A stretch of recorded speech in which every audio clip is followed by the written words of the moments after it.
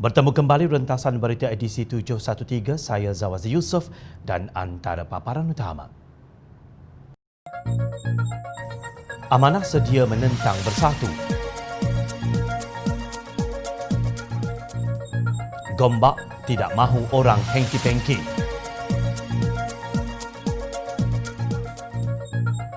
Cerita cabang lumpuh hanya propaganda. Takkan kes adik juga kabur.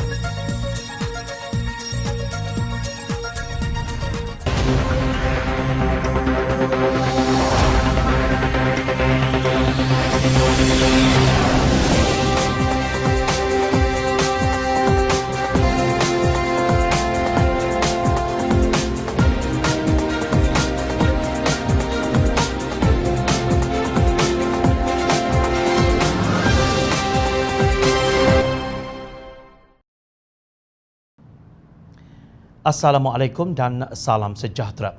Parti Amanah Negara Amanah Perak dilaporkan bersedia berdepan dengan Parti Peribumi Bersatu Malaysia Bersatu pada pilihan raya umum ke-15 di beberapa kerusi Parlimen dan Dewan Undangan Negeri. Naib Pengerusi Amanah Perak, Dr. Muhaimin Sulam berkata antara kerusi yang menjadi pilihan termasuk Parlimen Tambun dan Dewan Undangan Negeri Cenderiang yang kini disandang Menteri Besar Perak Datuk Seri Ahmad Faizal Azumu. Menurut beliau, Amanah Perak juga berhasrat meletakkan calon di Dewan Undangan Negeri Sungai Manik, Tualang Sekah dan Kuala Kurau yang kini disandang oleh pengkhianat kerajaan Tebuk Atap. Amanah Perak secara terbuka bersedia jika Pakatan Harapan Perak memberikan mandat meletakkan calon-calon dalam kalangan amanah termasuklah dengan jentera-jentera yang memfokuskan kemenangan. Perkara itu penting agar Pakatan Harapan kembali diberikan mandat oleh rakyat Perak khasnya untuk mentadbir semula kerajaan Perak. Malah kita akan kembali semula di Putrajaya, katanya dalam kenyataan seperti dipetik Perak Insight. Bersatu difahamkan mahu meletakkan calon untuk 50 kerusi di seluruh negara termasuk Tambun Perak. Untuk rekod, Tambun merupakan kerusi tradisi UMNO. Menurut Muhaimin, Amanah bersedia untuk bertanding di mana-mana kerusi Dewan Undangan Negeri lain yang sedang dibincangkan oleh Bersatu bersama dengan gerombolan Perikatan Nasional Perak. Pada pilihan raya umum ke-14 lalu, Amanah berjaya memenangi 2 kerusi Parlimen di Perak iaitu Lumut dan Parit Buntar serta 6 kerusi Dewan Undangan Negeri iaitu Titi Serong, Kamunting, Manjoy, Pasir Panjang, Sungai Rapat dan Behrang. Sementara itu, Amanah Bandar Tun Razak mengumumkan hasrat untuk bertanding di kerusi Parlimen kawasan itu pada pilihan raya umum ke-15 akan datang sebagai mewakili Pakatan Harapan. Ketuanya Insinyur Hayatul Kamil berkata hasrat tersebut susulan tindakan Datuk Kamaruddin Jaafar dari keadilan telah melompat menyokong kerajaan Tebuk Atap. Hayatul berkata semua gerak kerja telah dilakukan untuk menghadapi pilihan raya umum ke-15 dan menarik penyokong terutamanya penduduk di sekitar Bandar Tun Razak melalui pelbagai program menyantuni rakyat B40 sepanjang tempoh Perintah Kawalan Pergerakan PKP. Amanah percaya dengan rekod semua ahli parlimennya yang menunjukkan prestasi baik dan berintegriti tidak melompat parti. Ia boleh mendapat kepercayaan rakyat di Bandar Tun Razak untuk memberi undi yang lebih tinggi kepada PH terutama Amanah pada PRU akan datang. Katanya seperti dipetik Malaysia Deadline. Pada pilihan raya umum ke-14, Kamaruddin menang dengan 41,126 undi, menewaskan pencabarnya calon Barisan Nasional Adnan Seman 21,196 undi dan calon PAS Dr. Rosni Adam 7,884 undi. Terdahulu Pakatan Harapan Johor dalam kenyataan berkata kerajaan Perikatan Nasional yang tidak stabil memungkinkan berlakunya pilihan raya umum ke-15 dalam masa terdekat. Justru jentera bagi kawasan DUN dan Parlimen akan diwujudkan bagi memfokuskan gerak kerja menghadapi pilihan raya yang mungkin berlaku pada bila-bila masa, menurut Pakatan Harapan Johor. Kenyataan bersama itu dikeluarkan oleh Pengerusi Parti Amanah Negara Negeri Johor, Aminul Huda Hassan, Pengerusi Keadilan Johor Syed Ibrahim Syed Noh dan Pengerusi DAP Johor Senator Liu Ching Tong. Dipercayai di setiap negeri Amanah sedang memperkemaskan gerak kerja bersepadu bersama rakan-rakan dalam Pakatan Harapan di peringkat akar umbi untuk berhadapan dengan pilihan raya umum ke-15 yang berpotensi akan diadakan lebih awal. Berbeza dengan Bersatu yang akan berebut kerusi dengan UMNO dan PAS, Amanah dan rakan gabungannya Keadilan dan DAP lebih jelas tentang formula yang akan digunakan untuk memenangi pilihan raya umum akan datang. UMNO kini menuntut supaya pilihan raya umum ke-15 diadakan lebih awal kerana bimbang prestasi Bersatu sebagai peneraju kerajaan Perikatan Nasional ini semakin hari semakin buruk.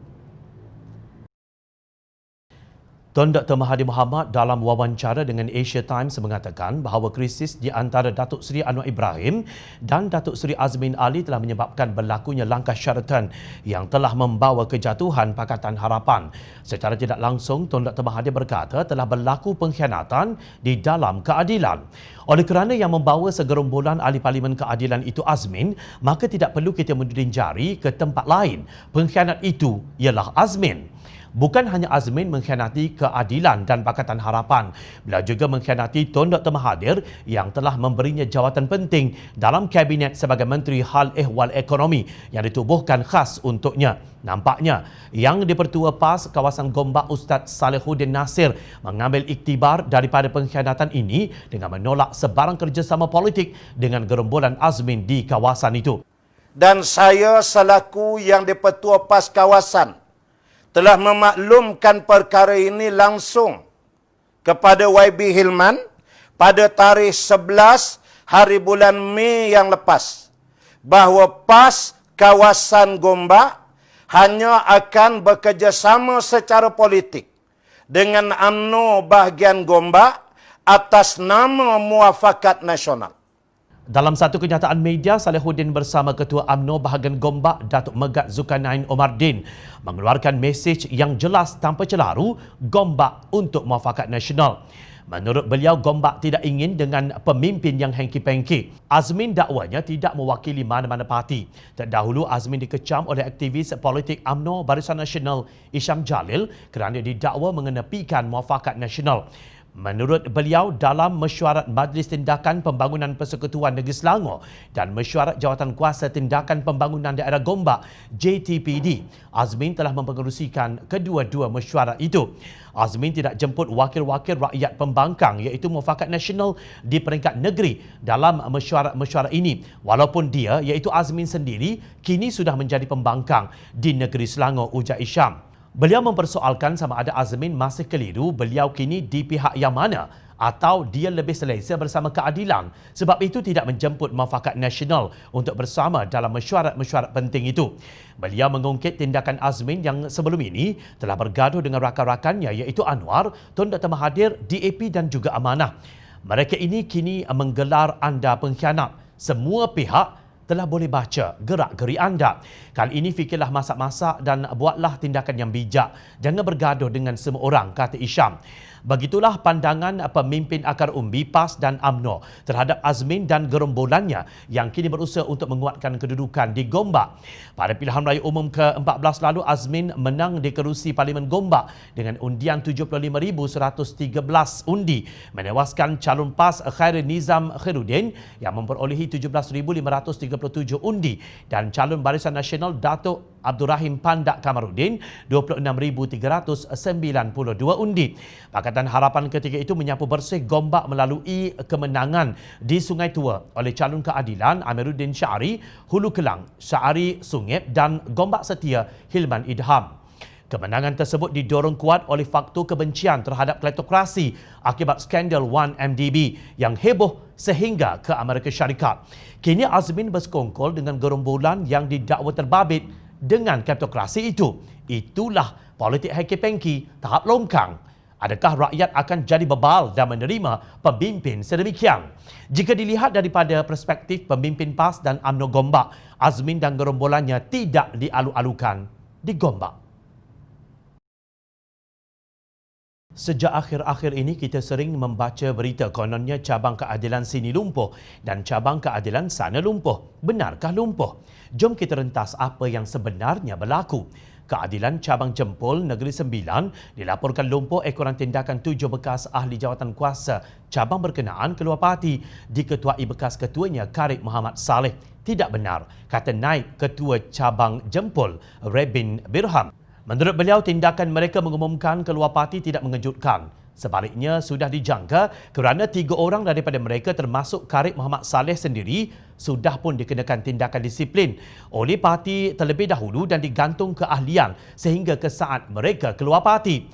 Mana mungkin keadilan cabang Jempol boleh lumpuh jika hanya 7 daripada 26 AJK yang umum keluar parti? Apakah keadilan cabang Jempol yang memiliki lebih 4,000 anggota akan lumpuh apabila 20 orang anggotanya keluar parti? Mereka hanya melakukan propaganda yang tidak masuk akal semata-mata mahu menjatuhkan imej PKR cabang Jempol, katanya dalam satu kenyataan.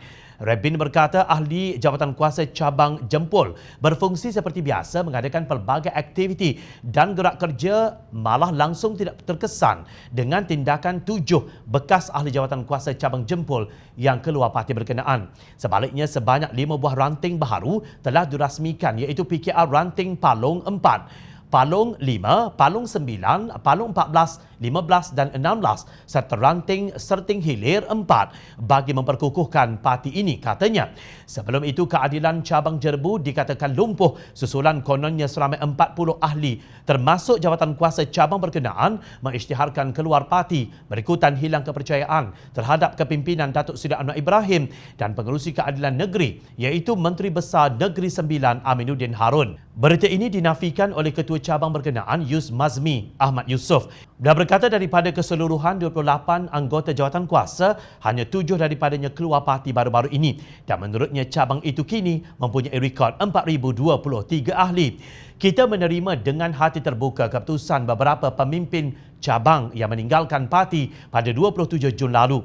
Tindakan kumpulan ini tidak mengejutkan kerana banyak kenyataan yang menghentam parti dan Presiden telah dikeluarkan sejak kebelakangan ini, katanya dalam sidang media pada Selasa 30 Jun lalu. Baru-baru ini pula satu kejutan berlaku di Pitas, Sabah apabila dilaporkan lebih 3,000 ahli keadilan keluar parti. Bagaimanapun, Naib Ketua Keadilan Sabah Kenny Chua berkata bahagian Kudat sedang mengalami penstrukturan semula selepas ketuanya Rahimah Majid dipecat dan tindakan disiplin diambil terhadap ahli parti yang setia kepada bekas Timbalan Presiden Keadilan Datuk Seri Azmin Ali. Chua berkata kumpulan itu hanya memperbesarkan jumlah keahlian sama seperti dakwaan bekas pengarah tugas khas Nani Sakam yang 8,000 ahli keluar parti bulan lalu. Tunjukkan jumlah kepada kami siapa yang keluar parti. Soalnya dipetik Free Malaysia Today. Keadilan Sabah dengan lebih 130,000 ahli ialah negeri yang mempunyai jumlah keahlian kedua terbanyak selepas Selangor. Sebenarnya yang keluar parti itu merupakan penyokong Azmin. Hakikatnya adalah lebih baik mereka keluar parti daripada duduk di dalam sambil menggunting dalam lipatan. Jika cerita keluar parti keadilan itu bohong, apa pula yang benar? Yang benarnya ialah Bersatu kehilangan seorang lagi ahli parlimen apabila Wakil Rakyat Seri Gading Datuk Dr. Syahrudin Mat Saleh dipecat keahlian dari parti berkenaan. Sekarang Bersatu penuh dengan pelompat dari UMNO selepas pilihan raya umum ke-14. Selain Syahrudin, Bersatu juga telah kehilangan Tun Dr. Mahathir Mohamad, Datuk Seri Mukhlis Mahathir, Datuk Amiruddin Hamzah, Mazli Malik dan Syed Saddiq. Bagaimanapun, Bersatu mampu bergerak seperti wadahnya semasa bersama Pakatan Harapan jika ia penuh dengan pelompat dari UMNO yang mencari ghanimah dalam parti itu selepas pilihan raya umum ke-14.